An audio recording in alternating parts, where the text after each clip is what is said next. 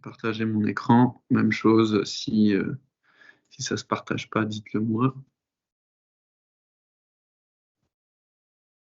Voilà, normalement c'est bon.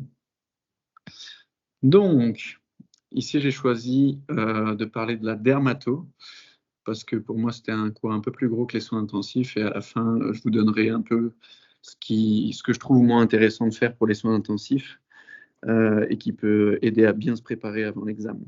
Alors, donc, pour la dermato, j'ai fait une introduction un peu de base sur les différentes couches et tout ça, et j'avais relu aussi un peu le cours d'histologie qu'on avait eu en cutané, mais ça c'est vraiment pour se remettre un petit peu dans le bain. Mais ensuite, à l'anamnèse, ce qu'on n'avait pas vu, ce qui est un peu nouveau, on va dire, c'est que le tabac, c'est un facteur de risque qui est important à questionner parce que ça accélère le facteur 2, le risque de cancer cutané et aussi le vieillissement cutané. On peut aussi demander s'il y a une radiothérapie, parce que même chose, comme vous le savez, ça dégrade les tissus. Et il faut faire attention s'il y a une lésion seule, unique, qui grandit en 3 mois, c'est plus risqué que si elle grandit en 3 semaines ou en 3 ans, auquel cas on s'en fout un peu plus. C'est important aussi de demander la profession du patient. Comme vous avez vu dans les QCM, sûrement, il y a une question qui revient souvent, c'est un maçon, c'est quoi l'élément le plus à risque? Je crois que c'est le chrome qui est présent dans le ciment, par exemple. Donc voilà, et aussi il a parlé d'un élément essentiel, le phénomène de Koepner, qui est en gros comment dire, un auto-entretien des lésions par frottement, grattement. Quelqu'un qui va se gratter à un endroit, puis se gratter à un autre, ça va ne faire qu'entretenir ces lésions-là. Ici, j'ai mis ça là, mais c'est pas du tout dans ce chapitre-là, mais en gros, les cancers spinocellulaires, les facteurs de risque, on peut retenir éventuellement le tabac, l'alcool, une infection par HPV, un régime épicé, et c'est plus souvent au niveau de la bouche parce qu'il y a moins de kératine, si j'ai bien compris. Ensuite, au niveau de la sémiologie, donc on va revoir un peu les bases des différents trucs qu'on peut voir en dermato. Donc on commence par les papules, qui sont des lésions planes et qui ne disparaissent. Enfin, est-ce que si on fait la vitropression, ça disparaît? Si oui, c'est plutôt un problème vasculaire. Sinon, c'est qu'il y a une extravasation de globules rouges, comme vous le savez sûrement déjà. Et si on a une hyperchromie au niveau d'une lésion cutanée, ça peut être éventuellement un mélanome. Maintenant, les papules, cette fois-ci, on a une surélévation, donc ça pop, c'est une papule, donc ça surélève et c'est en relief et on peut observer ce genre de lésion, par exemple dans un lichen plan, mais il y a évidemment tout un tas d'autres pathologies dans lesquelles on retrouve ces papules. Ensuite, il y a des squames. Les squames, c'est lié à un épaississement de la couche cornée. Et par exemple, dans le cas du psoriasis, c'est des squames parakératosiques. Ils sont différents de orthokératosiques dans le sens où ortho, c'est la norme, entre guillemets, donc c'est des cellules qui n'ont plus de noyau et c'est ce qu'on retrouve dans le lichen. Par contre, le parakératosique, donc c'est quelque chose qui est à côté de la normale, c'est des cellules avec des noyaux. Et on a ça parce que la croissance, le chemin des cellules de la base à la périphérie, il se fait 7 fois plus vite que la normale. Et donc, les attaches n'ont pas le temps d'être détruites, les attaches entre les cornéocytes. Et c'est ce qui fait des squames, des petits morceaux de peau qui se détachent tout seuls. Ensuite, on a les vésicules, qui sont des cloches. Et en fonction de si on est face à une peau saine, c'est plutôt en faveur d'une infection au VZV ou à l'herpès. Et si c'est plutôt spongiotique, c'est plutôt en faveur d'un eczéma. Maintenant, on a aussi des lésions type bulleuse, qui sont des vésicules, mais dans une taille un peu plus importante. Et si ces bulles sont intradermiques, on va parler plutôt de pemphigus, qui est une réaction immunitaire contre les desmosomes. Si c'est jonctionnel, c'est plutôt ce qu'on appelle une pemphigoïde bulleuse. Et au niveau dermique, c'est plutôt une épidermolyse bulleuse, pardon. Et je crois que, mais c'est à vérifier, c'est ce qu'on retrouve dans le syndrome de Lyell, dont on a déjà parlé dans plusieurs cours. Et ensuite, on a le flicten, qui est encore une bulle, mais plus grande. Donc, dans l'ordre, c'est vésicule, bulle et flicten.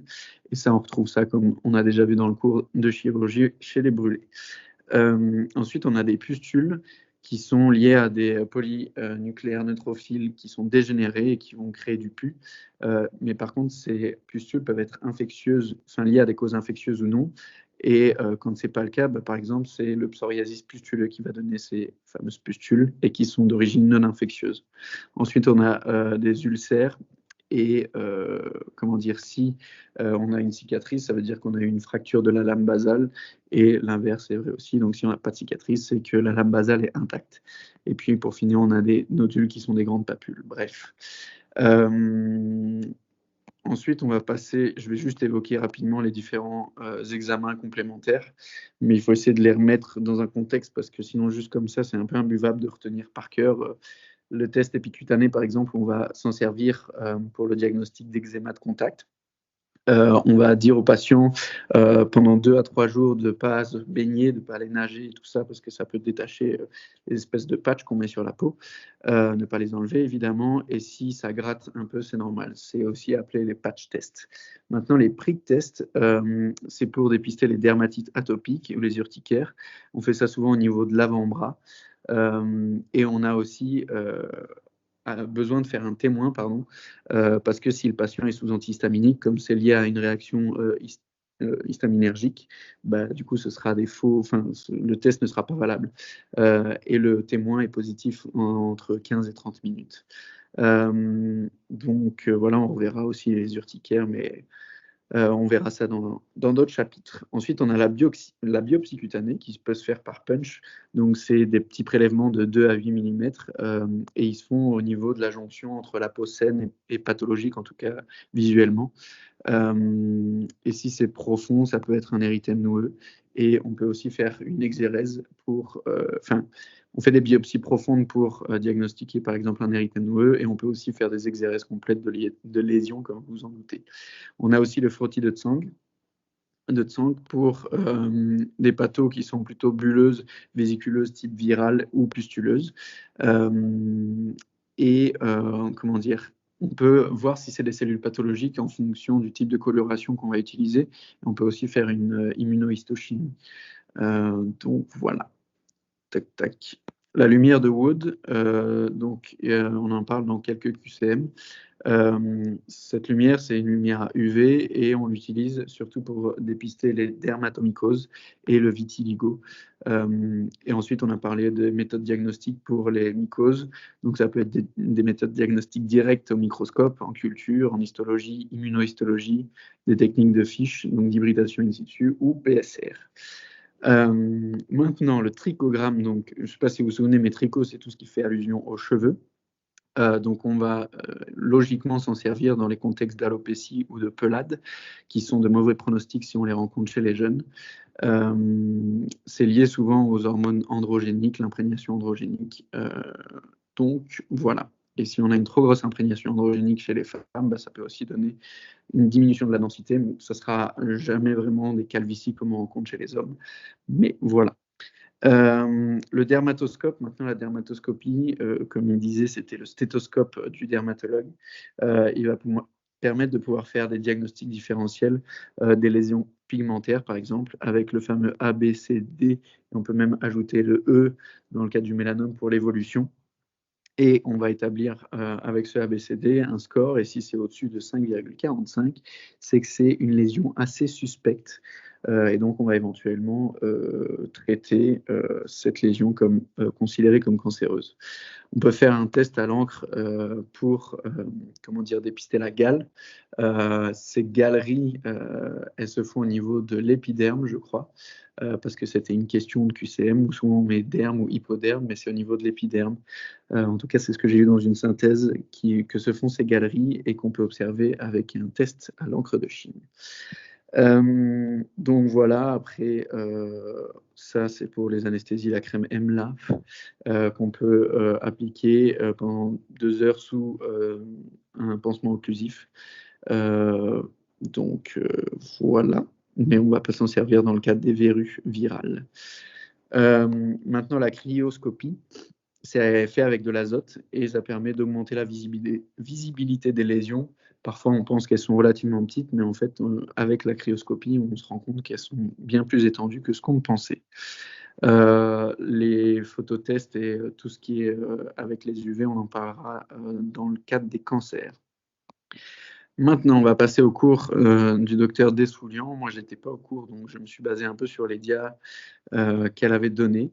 Mais on va revoir aussi, avec le professeur Nickels, on a vu aussi les urticaires. Donc pareil, il faut un peu mélanger les différentes informations.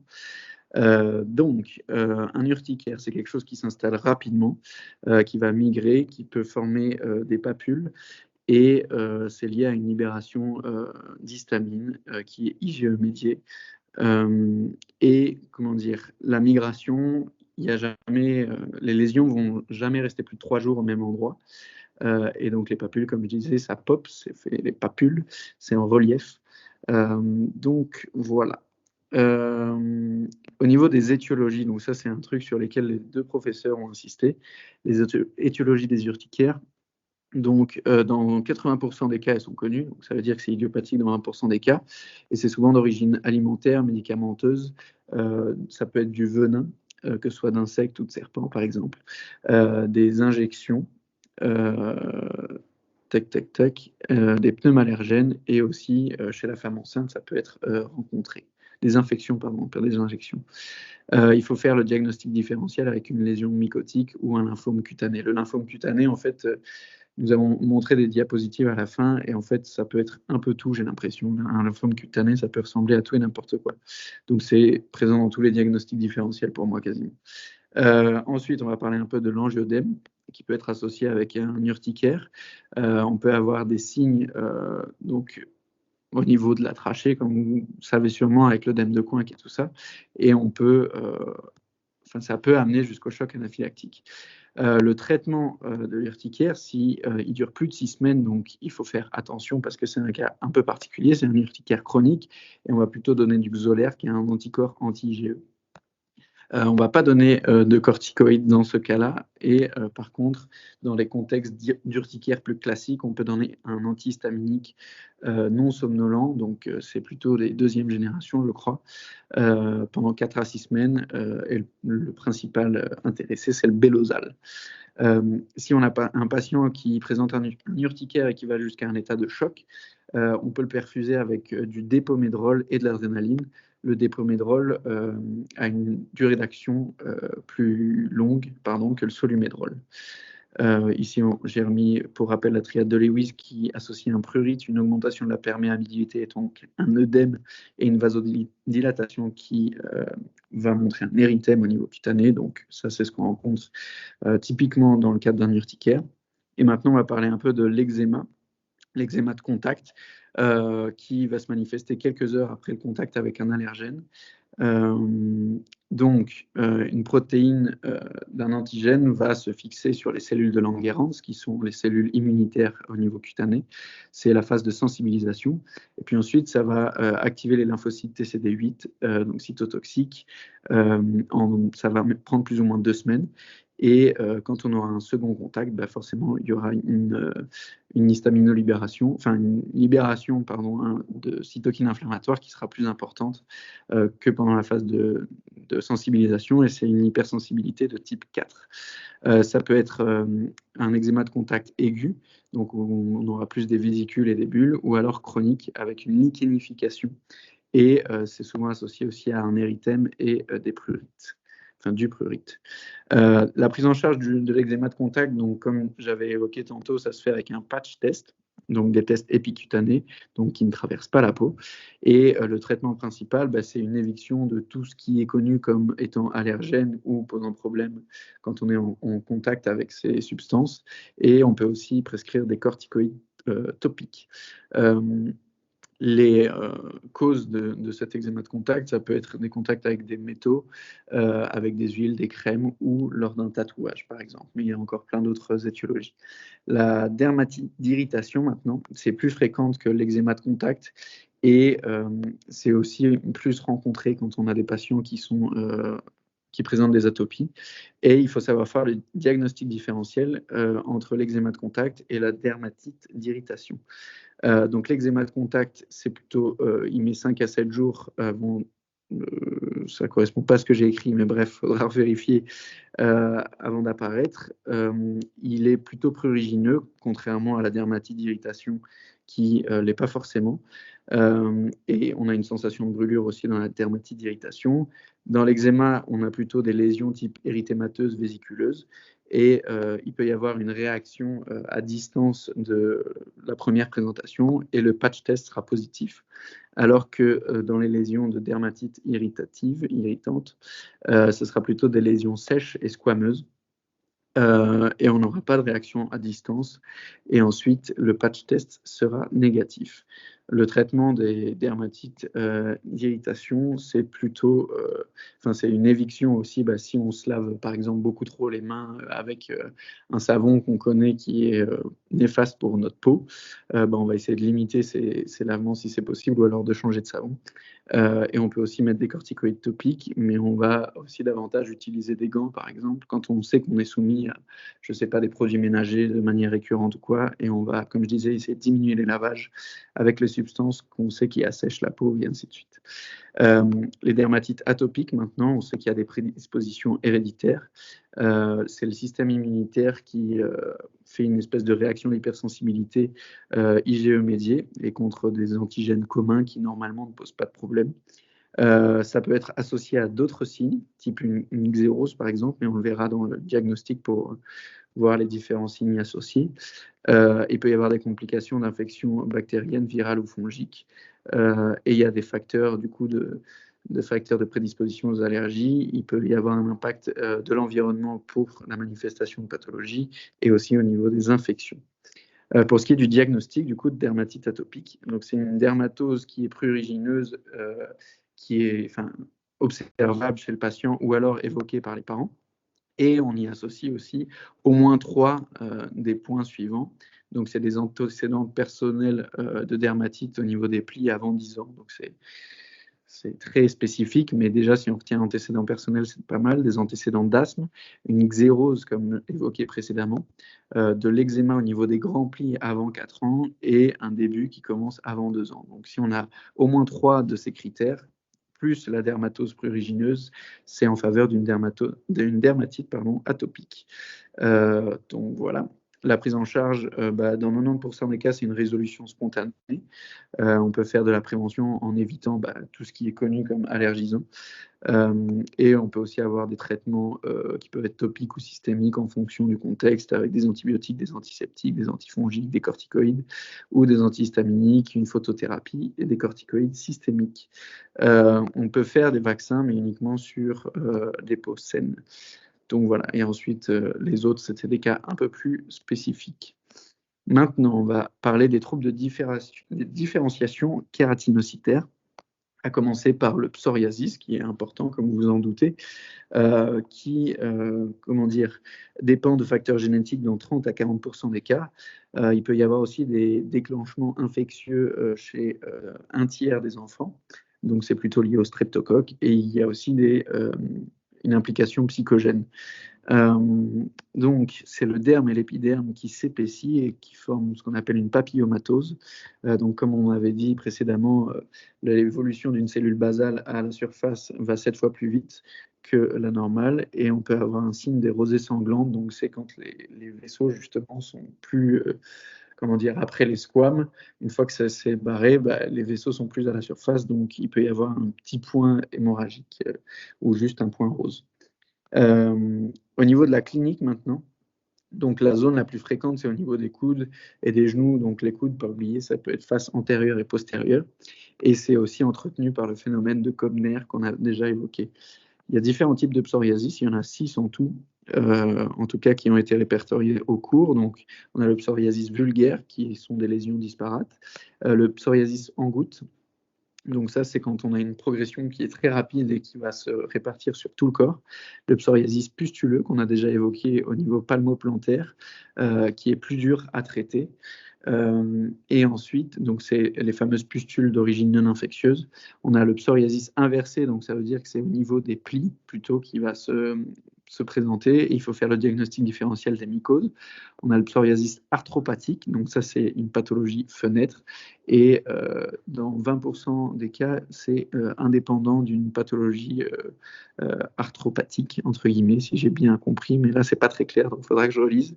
Et le psoriasis érythrodermique qui lui est une urgence et souvent associé à un syndrome métabolique. Maintenant pour le traitement, donc ce sera un traitement topique en première intention et il faut faire attention à la pénétrance des médicaments qui n'est pas forcément très bonne et la même chez tous les patients. Donc ça va être 3 médicaments principaux que sont les kératolytiques, les dermocorticoïdes et des dérivés de vitamine D3, pardon, et ils sont tous regroupés sous le nom de Anstilium. Il y a aussi du Dovobet unguéant, je ne sais pas comment ça se prononce, qui sont des corps plus gras, donc on va prescrire davantage chez des patients qui ont des lésions sèches. Mais il peut aussi y avoir des traitements systémiques, comme une photothérapie, puisque les UV sont immunosuppresseurs et comme c'est une réaction immunitaire, enfin inflammatoire, bah, du coup c'est intéressant comme traitement.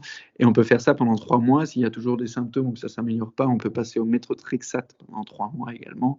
Ainsi de suite pour la cyclosporine. Et enfin, la dernière ligne de traitement, c'est des anticorps anti-IL-3 qui sont apparemment safe et qu'on peut injecter, je crois, ou en tout cas prendre tous les 2 mois.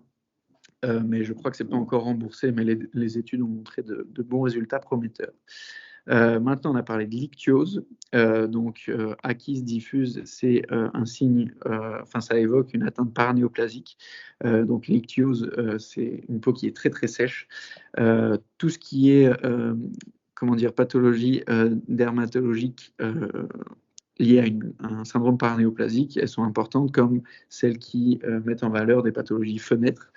Donc, s'il y a une évolution rapide de cette ichthyose, ça peut être, comme je disais, une pathologie fenêtre type lymphome de Hodgkin, lymphome tout court, cancer de l'ovaire, leucémie.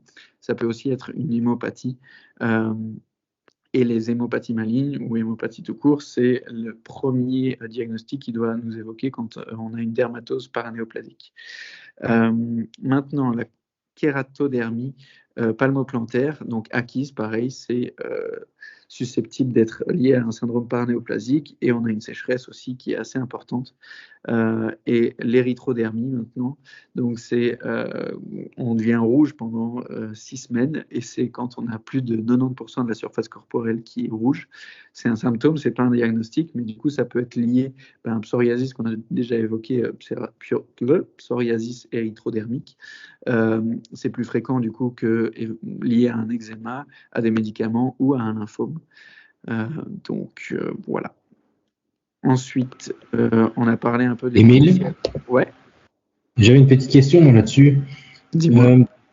La kératodermie palmoplantaire, pour toi, c'est un truc à part ou elle fait partie du pityriasis rubrique rubra pilaire là, dont pour il moi, parle de l'ichthyose? Ouais, pour moi, c'est un truc à part, mais je t'avoue que la dermato, c'est pas ma matière préf. Donc, s'il y en a qui ont la réponse, n'hésitez pas. En fait, j'ai lu ça dans la synthèse de Sausan, mais je ne Ouais. voyais pas si c'était quelque chose à part ou si c'était dedans. Je t'avoue que je ne saurais pas te répondre là maintenant. Et s'il y en a qui ont la réponse, n'hésitez pas, que ce soit maintenant ou si vous la retrouvez, à me couper. Donc, si personne ne répond, j'imagine qu'on n'a pas encore la réponse. Mais on pourra en reparler à la fin, s'il y en a qui trouvent d'ici là. Pour les cancers génitaux maintenant, donc il y a des lésions qui sont considérées comme prémalignes, comme la maladie de Bowen. Il y a aussi un terme qui est papulose bowenoïde, mais en gros c'est une autre forme de cette maladie de Bowen. Et on a des acronymes qui sont donc soit vulve, soit pénis, soit anus, anal intraépithélial néoplasia. Et du coup, c'est VIEN ou PIEN ou AIEN, vous avez compris. Et il faut suspecter ces lésions s'il y a une résistance au traitement, des hémorragies, des lésions qui sont indurées ou qui reviennent au niveau du même site anatomique. Et puis pour ce qui est du coup des lésions malignes, donc on a des lésions in situ qui sont les carcinomes spinocellulaires, Ouais, je pense que je me suis trompé dans les lettres, mais à mon avis, c'était ça. Le mélanome ou une maladie de Paget extra-mammaire. Et pour ce qui est des lésions invasives, cette fois-ci, donc c'est les trois mêmes qui ont été cités, plus le carcinome basocellulaire. Et c'est davantage le cas si on a une exposition aux UV. Donc au niveau génital, bah, c'est plus le solarium, je pense que, ou alors des nudistes. Bref, maintenant, au niveau des facteurs de risque de ces lésions génitales, donc forcément, on pense au HPV. On a des dermatoses inflammatoires chroniques, comme le lichen sclérosant, par exemple, ou lichen scléreux, je ne sais pas comment on dit, le tabac, l'hygiène, et si on est sous immunosuppresseur ou qu'on a un statut immunodéprimé. Comme je disais ici, l'urticaire, on en reparle aussi avec le professeur Nickels. Donc, c'est quelque chose qui arrive assez vite, qui est prurigineux. Les lésions sont mobiles, donc comme je disais tantôt, qui ne restent pas plus de 3 jours au même endroit. C'est le dernier point qui est cité ici. Donc, comme on dit, il y a différentes étiologies. Ici, c'est un peu plus précis au niveau alimentaire. Donc, ça peut être des fruits de mer, par exemple, ou des arachides. Au niveau des médicaments, c'est plus souvent les antibiotiques et les AINS qui sont en cause. Les infections, c'est plutôt les infections ORL et ainsi de suite. Donc, le traitement, pareil, il y a des informations qui sont rajoutées ici. Donc, c'est en première ligne des antihistaminiques. Les anti-H1, pardon, récepteurs H1, donc comme je disais, de deuxième génération, comme le Belosal, parce que les premières, je crois, qui se fixaient aussi sur le récepteur H3, et c'est ça qui donnait l'effet somnolent. Et la posologie, c'est 2 fois par soir le premier mois, puis 1 fois par jour, par soir, les 2 et 3e mois. Et comme on avait évoqué aussi, on peut donner des corticoïdes si on a une détresse respiratoire, et quand c'est un urticaire chronique, on donne le fameux Xolair, qui est un anti-IgE. Donc voilà, pour ce qui est du lichen maintenant, donc c'est une lésion qui est prurigineuse et qui est plus fréquemment rencontrée chez la femme. Il faut faire le diagnostic différentiel avec la scabiose, donc la gale, avec le prurite, mais ça pareil, dans les tuyaux, on voit que c'est des questions qui reviennent assez souvent, quelles atteintes sont prurigineuses et tout ça. C'est une atteinte qui est auto-immunitaire et les étiologies, pareil, sont assez variées. Donc, c'est idiopathique, médicamenteux, lié à des hépatites. Donc, c'est une comment dire, maladie dermato qui est une maladie fenêtre. Ça peut être lié au stress ou à des pathologies thyroïdiennes. Donc, voilà. Donc c'est au niveau des zones de frottement qui sont par exemple les poignets et les chevilles. On peut faire un prélèvement pour s'assurer du diagnostic et puis ensuite on peut donner des corticoïdes locaux et si ça ne va pas, systémiques. Donc voilà. Réaction médicamenteuse et je voulais juste parler des granulomes annulaires.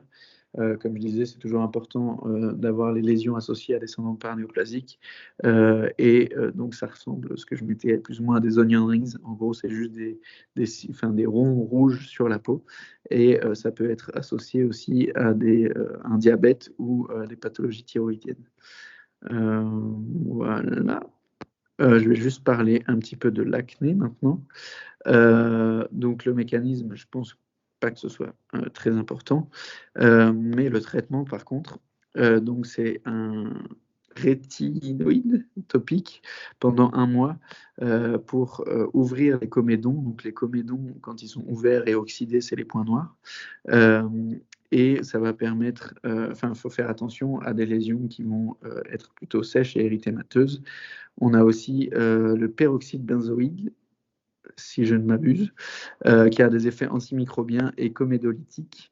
Et il faut faire attention parce que c'est un traitement qui est photosensibilisant et qui peut décolorer aussi les tissus. Ensuite, on peut avoir éventuellement un traitement par antibiotique macrolide, mais ici, j'ai l'impression que c'était des traitements plus pour tout ce qui est point noir, parce que le traitement phare de l'acné, entre guillemets, c'est l'isotrétinoïne, donc le Roaccutane, et c'est le seul traitement qui est curatif. Donc voilà, ça peut donner par contre un effet tératogène et la peau et les muqueuses peuvent être plus sèches. Donc si on donne ce traitement, il faut s'assurer à une femme, il faut s'assurer qu'elle est sous pilule pour éviter tous les problèmes de tératogénicité. Ça induit aussi une diminution de la production de sébum, donc c'est pour ça que c'est efficace. Et il faut aussi faire un bilan hépatique et lipidique systémique, parce que ça peut avoir aussi des effets à ce niveau-là. Donc voilà, le traitement hormonal de l'acné se fait que chez les femmes. Ensuite, on va parler des dermatoses infectieuses maintenant. Donc bactérienne, on a parlé de l'impétigo. Donc c'est une infection de la couche cornée qui est plus souvent liée au streptocoque, mais qui peut aussi être causée par le staphylocoque, qui arrive souvent chez les enfants de moins de 10 ans. Il n'y a pas nécessairement de température associée, mais il n'y a pas d'immunisation non plus, parce que c'est dans la couche cornée, c'est trop superficiel, donc ça n'a pas atteint les cellules de Langerhans, ça n'a pas créé des anticorps face à ces bactéries-là. Donc c'est souvent des plaques, des croûtes couleur miel, comme on a vu, et ça peut être contagieux chez les enfants. Il faut faire attention, si c'est associé à une dermatite atopique, ça peut être un peu plus complexe à prendre en charge. Le traitement, il est local. Donc c'est avant tout une hygiène de la peau, un traitement antiseptique et antibiotique, ce sera toujours le cas. Je n'ai pas relevé, je ne sais pas s'il a noté quel type d'antibiotique c'était. Donc s'il y en a qui le savent à la fin, je suis chaud de savoir. Il peut y avoir aussi un traitement systémique pendant 7 à 10 jours, que si c'est au niveau du visage, pardon. Et normalement, il n'y a pas de séquelles observées. Donc voilà, au niveau systémique, on peut aussi mettre des antibiotiques, mais c'est, je crois, au niveau local que c'est vraiment toujours associé avec un antibiotique. Les ricipelles, maintenant, je me suis rendu compte en prenant un peu le cours que en fait, c'est une espèce de fascite nécrosante, mais sans nécrose, parce que c'est le même terme dermo-hypodermite aiguë, et c'est le même germe incriminé, le streptocoque bêta-hémolytique du groupe A. Donc ça fait des lésions qui peuvent aller jusqu'à des lésions bulleuses. Donc ça progresse assez rapidement. On a une température qui est associée. Il peut y avoir des adénopathies aussi, et on a éventuellement une altération de l'état général. Il faut faire attention que la température, elle peut être camouflée si on est face à un patient qui est âgé. Comme je disais, ça me fait fortement penser à la fascite nécrosante, puisqu'on va rechercher aussi s'il y a une porte d'entrée et des facteurs de risque locaux, entre guillemets. Et la porte d'entrée, ici, elle est souvent interdigitale. La lésion est plutôt douloureuse, enfin très douloureuse même, et rouge. Au niveau de la face, ce sera plutôt bilatéral, donc il faut faire le diagnostic différentiel avec l'eczéma et un angioedème. Et au niveau des jambes, par contre, ce sera plutôt unilatéral. Et là, pareil, il faut faire un diagnostic différentiel avec une thrombose veineuse profonde, la fameuse fasciite nécrosante et un lymphœdème. Donc voilà. Tac, tac, tac. Il faut faire attention que ça peut être aussi une lymphangite. Enfin, le patient peut faire une lymphangite et il peut aussi y avoir une implication des différentes comorbidités. À la biologie, comme la fasciite nécrosante, on a un syndrome inflammatoire avec une augmentation des neutrophiles. Et on n'a pas besoin d'avoir de bactériaux ou d'hémoculture. Le traitement, il n'y a pas de traitement local, sauf s'il y a des lésions bulleuses. On va simplement faire une désinfection parce que l'atteinte, elle est plus profonde, donc il faut un traitement systémique. S'il y a une porte d'entrée, il faut la traiter et faire en sorte que ça n'en soit plus une. On peut mettre des antidouleurs aussi pour le traitement symptomatique. Et le traitement principal, il est systémique avec de la pénicilline en IV. Et ce traitement-là, il se fait en hôpital et on préconise aussi pas mal de repos pour le patient. Donc voilà, la corinobactériose. J'ai retenu parce que du coup, c'était le patient typique, c'est un travailleur qui a toujours ses grosses chaussures et donc les pieds sont dans un environnement humide, chaud, il y a des frottements et qui sont en appui. Et je m'en souviens parce qu'il disait que c'est une odeur qui est tellement forte qu'on s'en souvient tout le temps. Et donc le traitement, c'est une bonne hygiène plantaire, parce que c'est souvent au niveau plantaire du coup, et des bains d'isobétadine et éventuellement une antibiothérapie en gel, donc topique. Donc voilà, après on a parlé des abcès, de la borréliose qu'on a déjà vu dans pas mal de cours, avec le traitement principal qui est de la doxycycline pendant 10 jours, auquel il faut faire attention parce que c'est photosensibilisant. Et on peut éventuellement faire une prise de sang à 3 mois si c'est nécessaire, parce que cette atteinte-là n'est pas immunisante non plus. Donc voilà. Maintenant, l'atteinte qui était importante, je trouve, c'était la syphilis, qui est une MST qui est quand même assez fréquente et qui est en hausse en ce moment dans le pays. La primo-infection, elle va avoir lieu entre 5 à 20 jours post-rapport sexuel. C'est des lésions qui ne sont pas douloureuses, donc c'est des chancres durs. Et au niveau des bords, on peut avoir sont durs au niveau des bords, donc mous au milieu, et ça disparaît en 3 à 4 semaines. Donc c'est ça qu'on peut facilement passer à côté du diagnostic, surtout que c'est dans des zones qui sont souvent intimes. Et on peut avoir une ulcération unique et des adénopathies loco-régionales. C'est très contagieux. Comme MST, on n'a pas nécessairement de température ni d'altération de l'état général, et il peut y avoir aussi des présentations atypiques, donc il faut l'avoir en tête et pas l'exclure s'il n'y a pas un des symptômes qui a été évoqué juste avant. La prise en charge, du coup, on va faire une sérologie et faire les tests de TPHA et VDRL. Ensuite, la syphilis secondaire, donc il y aura des symptômes systémiques, et la syphilis tertiaire, il y aura des symptômes mucocutanés, cardiovasculaires et neuro. Le traitement, en gros, il y a la pénicilline classique ou la benzatine benzylpénicilline, qui est des injections de 1,2 million d'unités dans chaque fesse. Donc en tout, ça fait 2,4 millions d'unités. Mais sur la dia, en gros, il y a écrit que ça peut être de la pénicilline 1 million d'unités également. Donc voilà. Mais je pense qu'il faut retenir benzatine, benzylpénicilline quand même. Maintenant, pour les atteintes virales, donc on a les atteintes HPV. HPV1, c'est plutôt des verrues et c'est présent plus souvent dans les contextes d'immunodépression. Et ensuite, on a le condylome acuminé, qui est la plus fréquente des MST et qui nécessite un contact très rapproché. Et le traitement, c'est par cryothérapie ou par kératolytique. Maintenant, au niveau du virus herpès, donc la primo-infection au niveau oral, elle ne va pas nécessairement donner de symptômes. Par contre, si c'est au niveau génital, il y aura toujours des symptômes. Et au niveau génital, c'est plus souvent chez les patients qui sont immunodéprimés. Au niveau oral, on va avoir une récidive qui se fait tout le temps au même endroit. Et par contre, ce sera souvent douloureux, contrairement à la syphilis. Le traitement, donc, il se fait le plus tôt possible. Et les patients, souvent, qui ont une atteinte de herpès au niveau buccal, par exemple, ils savent dire quand vont arriver leurs boutons. Et le traitement, du coup, c'est du valacyclovir en 2 fois 500 mg. Comme je disais, dès qu'il y a des prodromes. Et en fait, le valacyclovir, donc il y a une valine en plus par rapport à l'aciclovir. Et ça permet d'avoir une biodisponibilité de 65%, donc des taux plasmatiques de médicaments qui sont bien plus importants, puisque l'aciclovir, sa biodisponibilité, c'est 16%. Bref, un peu de pharmaco, mais en gros, j'avais du mal à comprendre pourquoi on ne prescrit pas que de la valacyclovir. Je ne sais pas si c'est que sur des critères de remboursement ou s'il y a vraiment des indications particulières et des effets différents. Bref, je diverge. Donc voilà, on peut aussi avoir des érythèmes polymorphes qui sont des lésions en cocarde au niveau de la main.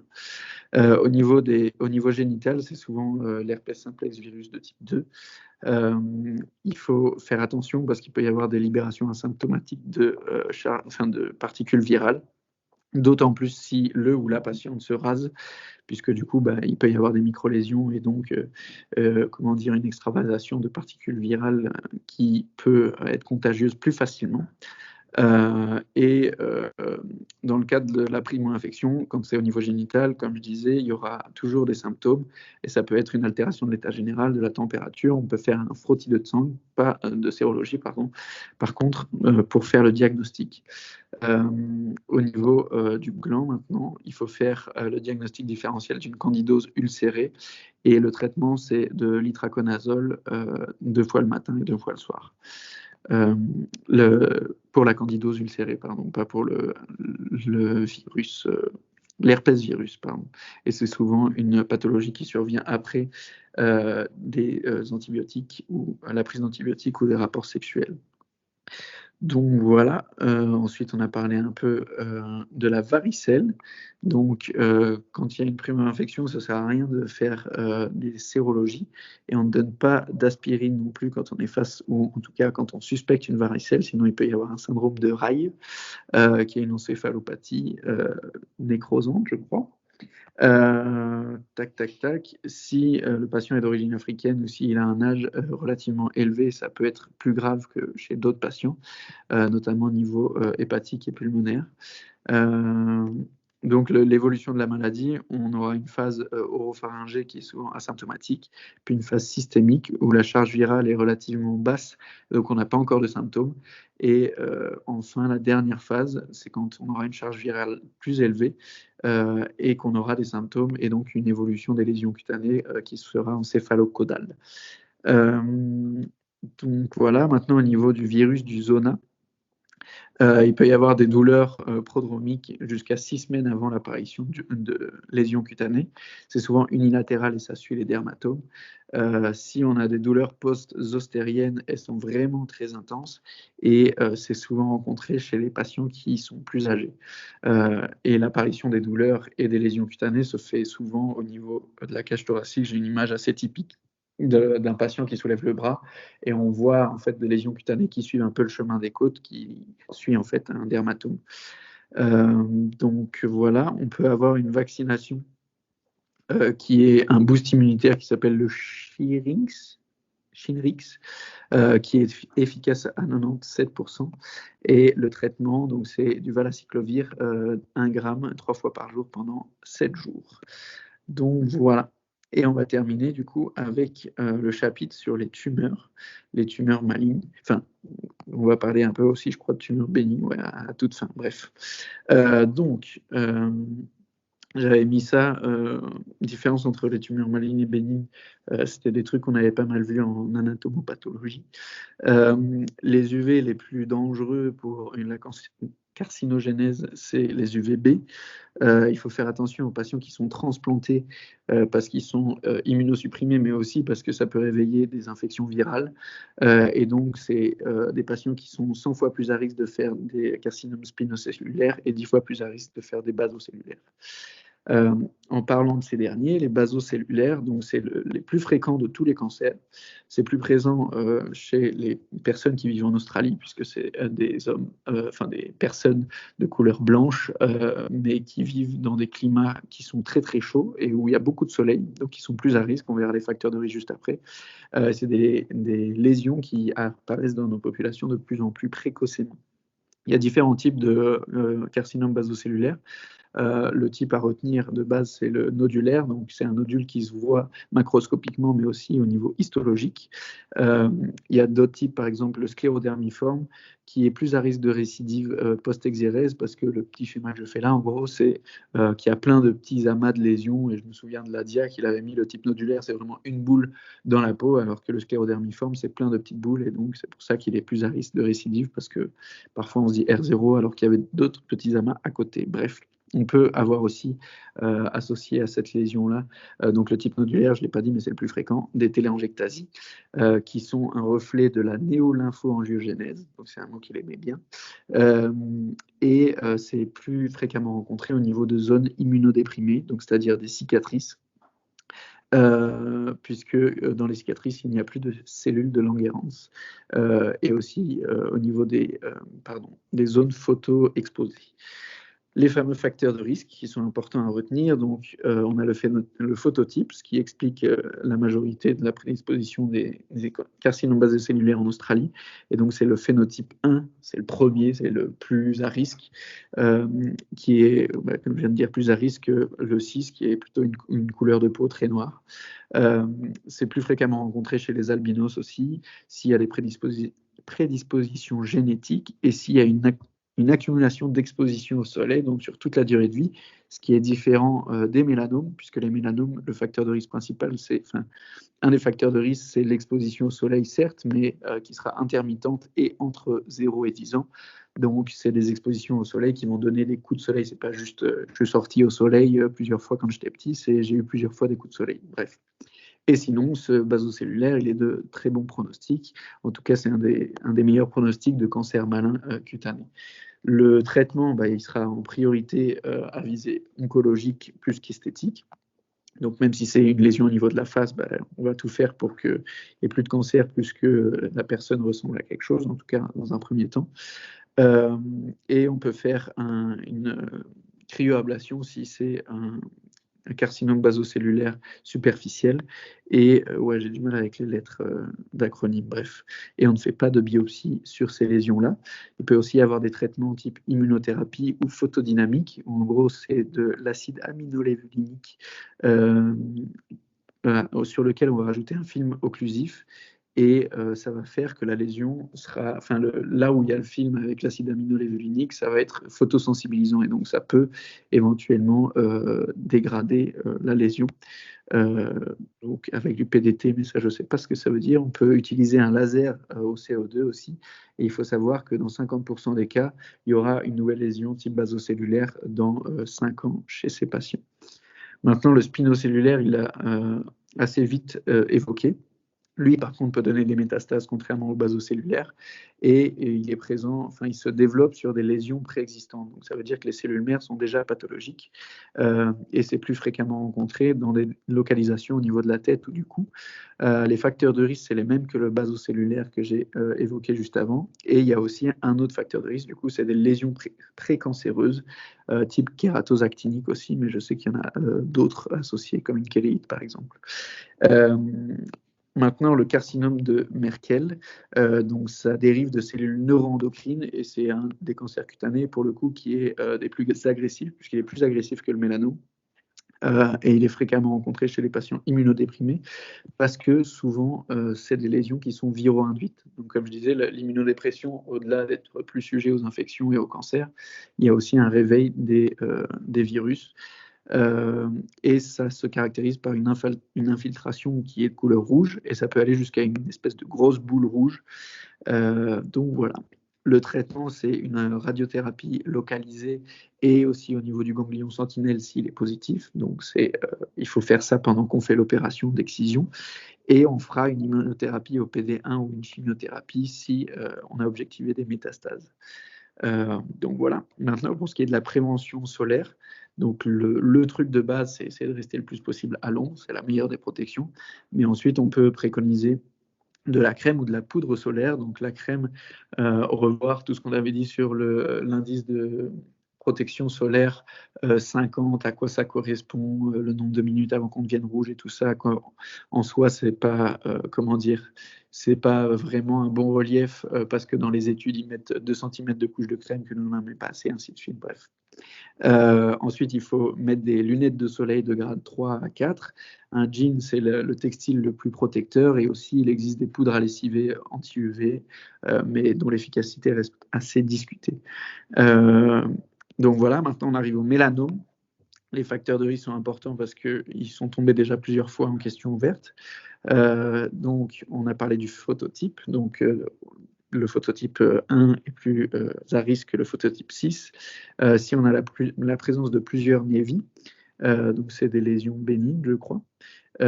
Si on a, comme je disais, plusieurs brûlures solaires étant enfant, donc de 0 à 10 ans, si on a eu plusieurs coups de soleil, c'est un facteur de risque. Donc c'est d'autant plus important de faire de la prévention à ces âges-là. Si on a des antécédents familiaux de mélanome et si on a un syndrome de névus dysplasique. Ensuite, on a parlé aussi du ABCDE. Donc ça, c'est toutes les caractéristiques. Là, j'ai nommé toutes les caractéristiques, pardon, du mélanome. Donc c'est des lésions qui sont asymétriques, c'est des bords qui sont irréguliers, c'est une couleur qui est, enfin, il y a plusieurs couleurs présentes sur la lésion, et le diamètre est supérieur à 6 mm. Et enfin, l'évolution, elle est très rapide. Donc voilà. Le mélanome peut être in situ et il peut aussi se disséminer au niveau lymphatique et jusqu'au ganglion. Et on utilise l'indice de Breslow, qui est un indice qui se présente en millimètres pour établir le pronostic du patient, mais aussi sa prise en charge, puisque s'il est supérieur à 0,8 mm, on va faire la technique du ganglion sentinelle. Ensuite, les lymphomes primitifs cutanés. Donc ça veut dire qu'il démarre au niveau de la peau. 95% des cas, c'est des types T avec le mycosis phagoïde. Attention que on dit mycosis, mais c'est pas lié à un champignon, je crois. Plutôt à une bactérie, si je ne m'abuse. Et la classification, c'est le seul cancer qui a cette classification-là, c'est TNMB. Et le B, c'est pour blood, s'il y a une dissémination hématogène ou pas. Et comme je disais, ça peut ressembler à tout, donc il faut faire attention si on a des présentations atypiques on pense que c'est un eczéma, mais ça répond pas bien aux symptômes, au traitement, pardon, ou alors c'est très atypique comme présentation. Et puis ensuite, on a fini par voir les tumeurs bénignes avec les névus, les névis du coup pigmentaires, mélanocytaires, banaux ou pigmentés. Et souvent, s'il y a un gros poil dans la lésion, c'est caractéristique d'une lésion bénigne. Donc voilà. La kératoséborique aussi, il en a pas mal parlé. Si c'est une évolution qui est rapide en 2 à 3 mois, ça peut être un syndrome de laser, et c'est aussi une lésion paranéoplasique. Donc c'est un truc en plus à retenir pour les lésions paranéoplasiques. Et voilà. Les acrocordons, donc j'ai mis Choco Crisp, c'est les petites boules qui sont collées à la peau et qui, comme disaient les grands-mères, l'enlever en mettant un fil avec lequel elle serrait petit à petit. Bref, voilà. Terminé pour cette petite présentation. Donc je ne sais pas s'il y en a qui ont trouvé une réponse à la question de Pierre ou pas. Et s'il y en a aussi qui ont une idée de l'antibiotique qu'on utilise pour l'impétigo. Ah bah voilà, Arjo. J'ai noté Bactroban et Fucidin, onguent. Ok. Moi, j'ai noté pour l'impétigo, les macrolides. Macrolides, Ok. pénicilline M et augmentin. Ouais, c'est ça. Bah là, dans la suite de la réponse d'Arjo qui est dans les commentaires, entre guillemets, c'est au niveau systémique, il y a macrolides et augmentin aussi. Ok, j'ai une autre question pour... Ah, pardon. Ouais. Vas-y. Par rapport à l'érythème polymorphe, en fait, parce que genre en pédia ici, on a vu la même définition, mais en ORL, on voit que c'est une réaction au sulfamidé. Ouais. Mais est-ce que tu n'as pas plusieurs étiologies possibles? En tout cas, en ORL, il n'en parle pas. En ORL, Ouais. si quelqu'un a une autre ref, mais en tout cas, en ORL, il parle juste de la réaction au sulfamidé, quoi. Je sais pas. S'il y en a qui ont... Enfin, moi, j'ai pas la réponse, ça devient trop technique pour moi. Mais s'il y en a qui l'ont, faites-vous plaisir. Et s'il y en a qui ont d'autres questions ou des remarques, des conseils sur le cours ou quoi, n'hésitez pas. Qu'est-ce que je veux dire? Oui, s'il y en a qui réfléchissent à des trucs. Pour les soins intensifs, je sais pas si tout le monde a je vais essayer de le mettre dans les commentaires là, mais le document qui fait 36 pages et où c'est que des questions QCM, qui est très long, certes. Mais moi, ce que je fais, c'est que je fais tous les QCM et je surligne que ceux où je me suis trompé dans la réponse. Comme ça filtre un peu déjà et je reviendrai une deuxième fois pour relire celle où je me suis déjà trompé en estimant que si j'ai su répondre la première fois un peu d'instinct ou avec les connaissances que j'ai juste, c'est que je pourrais répondre juste à l'examen. Donc voilà, c'est ma petite strat. Et pour ceux qui ne voient pas de quel document je parle, je vais le mettre dans les commentaires. Je pense qu'on le trouve sur le drive d'Arnaud Gérard, ce document, si on parle du même. C'est classé par chapitre, c'est ça? Ouais, c'est ça. Ouais, bah c'est celui-là, donc il est sur le drive d'Arnaud Gérard, si jamais. Et je me demande par contre si c'est pas un QCM créé par l'IA. Donc c'est pas impossible qu'il y ait des fautes. C'est peut-être créé. Enfin, j'ai l'impression que c'était créé par l'IA sur base du cours. C'est vrai qu'il est très propre et que c'est bizarre qu'on ait autant de QCM. Mais en tout cas, je trouve que ça balaye quand même bien toute la matière et c'est assez stylé. Mais ouais, il y a des chances que maintenant que tu le dis, ça paraît très logique. Parce que je vois pas comment il y aurait pu y avoir autant de QCM aussi bien retranscrits comme ça, quoi. Donc, J'ai une autre petite question. Ouais, il a fait avec chat. Ah, bah voilà, on a la réponse. Ouais, Walid. Donc, au tout début, quand tu parlais du chapitre sur l'eczéma, tu as dit que, quand tu as parlé de l'urticaire, qu'on ne mettait pas de corticoïdes. Et puis après, dans la partie du cours de Nickels, lui, il dit qu'on peut mettre des corticoïdes si c'est vraiment c'est aggravé. Je ne sais pas si il y a une discordance entre les deux ou quoi. Bah, comme je disais, j'ai pas été au cours du docteur Desfoulian, donc je ne saurais pas être très calé là-dessus. Je regarde ce que j'ai mis. Si jamais en cours, elle a dit qu'on met quand même des corticoïdes. On met des crèmes hydratantes, on évite les allergènes, on fait attention, mais on met quand même des corticoïdes typiques. Bah, c'est que ça devait être écrit sur Ciadia, à mon avis, si je l'ai écrit.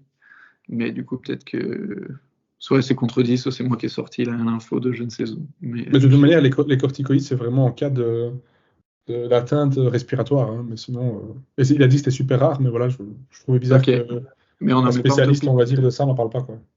Ok, et on n'en met pas du tout en topic. Je sais pas. Moi, justement, j'ai noté qu'on en met en topic, mais je sais pas, j'ai pas très bien compris son cours, honnêtement. Après, si tu as une grosse réaction topique, à mon avis, tu peux quand même mettre des corticoïdes parce que pour moi, les corticoïdes vont aider, quoi.